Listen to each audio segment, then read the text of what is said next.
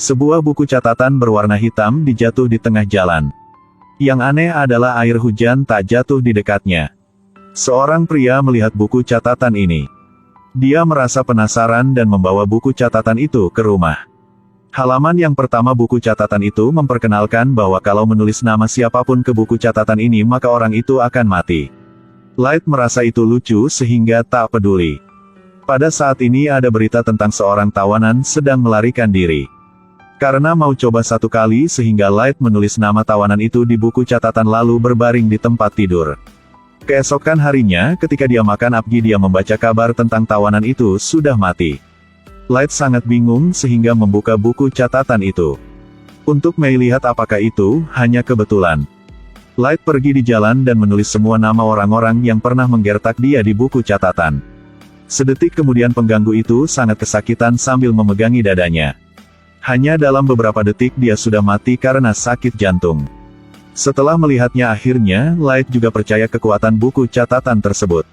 Dia buru-buru pulang tapi tiba-tiba ada suara yang aneh memanggilnya. Ketika Light mengangkat kepalanya tiba-tiba ada seekor monster berwarna hitam terbang dari langit. Dia adalah Dewa Kematian Ryuk dan adalah pemilik buku catatan itu.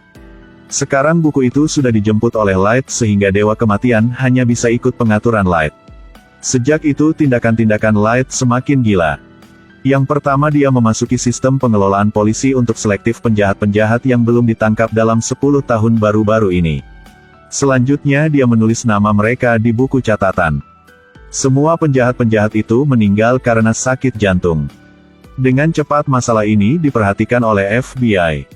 Di internet juga melebarkan berita-berita dengan cepat. Netizen menganggap orang misterius ini sebagai idola mereka. Bahkan memberikan satu nama itulah Kira untuk dia. Light dipuji sehingga sangat senang. Tapi juga ada beberapa orang berpikir bahwa cara Kira membuat mereka takut.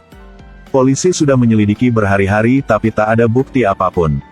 Untuk dengan cepat menutupi kasus ini mereka menemui seorang detektif yang sangat terkenal dengan sebutan L. Dia mulai sebuah acara live stream di seluruh dunia dan mengumumkan selama 3 hari akan bisa menangkap orang itu. Tapi dia entah bahwa Light juga sedang menonton live stream. Inilah acara yang menyalakan langsung di seluruh dunia. Seorang dengan sebutan L memberitahu sudah ada lebih dari 100 orang dimatikan dengan cara yang aneh. Dalam 3 hari depan dia akan menangkap orang itu. Dan juga berkata bahwa tindakan orang itu sangat kekanak-kanakan. Tapi pembunuh sedang menonton TV sekarang. Light merasa kata-kata L sangat lucu. Jadi dia segera menulis nama dia di buku catatan. Tiba-tiba orang yang sedang live stream mulai sakit jantung dan jatuh di depan kesaksian seluruh dunia. Light sangat puas tentang tindakannya. Tiba-tiba layar TV berubah adegan. Ternyata L masih belum mati, orang tadi hanya pengganti dia. Tapi hal yang membuat dia tak duga adalah siaran langsung L diumumkan secara global. Tapi itu sebenarnya terbatas pada mereka yang di Tokyo yang bisa menontonnya. Jadi ruang lingkup penyelidikan polisi sangat berkurang. Light marah sehingga mau membunuh L. Bahkan Dewa Kematian juga merasa itu menarik. Membiarkan saya lihat siapa yang akan memenang pada akhirnya. Melalui analisis data dan penentuan bahwa orang misterius tersebut masih berstatus pelajar. Dan peganggung jawaban kasus ini adalah ayah Light. Light memasuki komputer ayahnya dan menulis nama-nama penjahat di buku catatan. Orang-orang yang meninggal secara aneh semakin meningkat. Seorang akan meninggal per jam. Dari daftar orang meninggal, L analisis mungkin orang itu adalah anggota keluarga salah satu orang yang ada di sini. Hari itu Light berjalan di taman. Dia melempar sebuah apel ke belakang untuk Dewa Kematian tapi Dewa Kematian tidak menerima. Light menyadari aneh dan ada sesuatu yang tak biasa. Light membuka kamera di depan HP-nya dan menyadari ada seseorang mengikutinya di belakang. Pasti ini adalah polisi yang sedang mengikutinya. Tapi entah namanya sehingga Light tak bisa melakukan apapun. Dewa Kematian berkata dengan dia bahwa Dewa Kematian bisa melihat nama semua orang.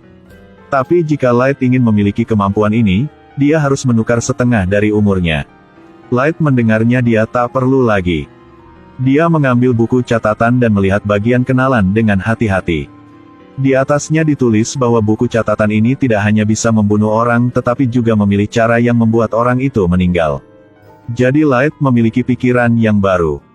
Keesokan harinya ketika Light sedang duduk di bus dengan pacarnya, orang yang mengikutinya muncul. Dia duduk di belakang keduanya dengan diam-diam. Light berbalik dan bertanya siapa yang sudah memerintah Anda mengikuti saya. Tapi pria itu berpura tak paham apapun. Tiba-tiba ada seorang perampok naik bus itu. Light mengambil kesempatan menulis di kertas untuk mengatakan orang di belakang bahwa dia bisa mengalahkan perampok itu. Tak disangka orang itu memperingati jangan bertindak apapun, sekaligus mengeluarkan kartu FBI. Jadi Light tahu namanya Raye. Selanjutnya Light melempar kertas itu ke tanah. Tindakan ini menarik perhatian perampok. Dia menjemput kertas itu dan ketika berbalik dia diancam oleh Dewa Kematian. Dewa Kematian juga tak paham apapun. Ternyata kertas itu dirobek dari buku catatan itu. Perampok sudah menyentuh kertas itu sehingga bisa melihat Dewa Kematian. Perampok tanpa henti menembak. Sampai habis peluru dia buru-buru menurun bus. Tak disangka. Ternyata Light sudah bisa menebak semuanya.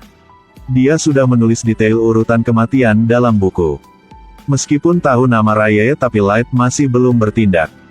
Karena dia memiliki rencana yang lebih besar. Raye menemukan file di kereta bawah tanah, di dalamnya ada walkie-talkie.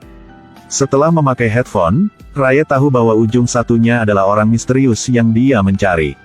Untuk membuktikan dia adalah Kira, Light berkata bahwa di samping Raye ada seorang penjahat. Dalam 40 detik kemudian dia akan meninggal karena sakit hati. Setelah itu penjahat mulai kejang dan mati di depan Raye. Kali ini Raye benar-benar percaya. Light memaksa dia menulis nama semua orang dalam tim investigasi di kertas lalu meletakkan di tempat tadi. Baru saja menurun kereta Raye merasa sakit dada lalu jatuh ke tanah. Orang-orang di dalam tim investigasi yang ditulis nama juga meninggal. Light berdiri di kereta bawah tanah dan tersenyum. Karena sejumlah besar anggota semuanya meninggal secara tak terduga, banyak orang juga mengundurkan diri dari tim investigasi. Hanya ada 5 orang yang tak takut. Dan L juga hanya membutuhkan orang-orang seperti itu. Orang-orang ini dengan cepat pergi ke rumah L. L berkata bahwa dia sudah tahu cara membunuh orang ini. Sekaligus istri Raye juga mulai menyelidiki Light. Maki memberikan sebuah kartu nama untuk Light dan berkata bahwa dia tahu Light adalah orang itu. Tapi Light berbalik tanpa berkata apapun. Maki terus berkata dia akan tak dibunuh. Kartu nama tadi yang diberikan untuk Light hanya palsu. Di sisi L juga menemukan petunjuk melalui video. Sebelum mati Raye terus-menerus menunjuk ke dalam kereta. Hal ini membuktikan orang itu sedang ada di dalam kereta. Jadi tersangka menyusut menjadi hanya beberapa orang. Di dalamnya ada foto Light. Ketika pulang rumah Light menemukan ada sesuatu yang tak biasa. Pensil yang dia taruh di pintu sebelum dia pergi rusak sehingga seseorang pasti telah memasuki kamarnya. Jadi FBI memasang kamera di kamar Light. Sekelompok orang mengamati berhari-hari tapi tak menemukan apapun. Setiap hari setelah belajar Light makan kentang goreng. Setiap hari setelah belajar Light makan kentang goreng. Melihat Light tak ada suatu yang tak biasa sehingga L memerintah mengembalikan semua kamera. Tapi L sudah melewati satu hal itulah makanan kentang goreng yang Light makan setiap hari. Tiba-tiba ada seseorang menelepon. Orang menelepon adalah Maki, istri Raye. Dia berkata dia bisa membuktikan Light adalah orang itu. Dalam pameran lukisan dia menculik pacar Light. Ketika Light datang, dia menggunakan pacarnya untuk mengancam Light dan memaksanya untuk mengakui bahwa dia adalah seorang mistik.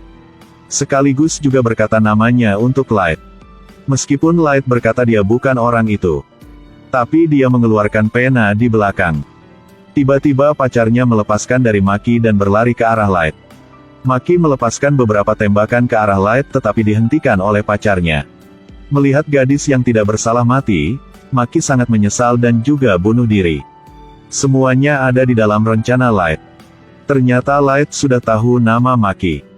Dia mengatur semuanya untuk mengganggu tim investigasi dan membebaskan diri sendiri. Dewa Kematian melihat rencana ini juga terkejut karena Light sangat pintar. Akhirnya Light menyaran dengan ayah dia menyetujui tim investigasi untuk membalas dendam untuk pacarnya. Ayah belum setuju L sudah muncul dan setuju saranan dari Light. Mungkin akan ada pertempuran sengit antara dua karakter ini. Anda mengira siapa yang akan memenang?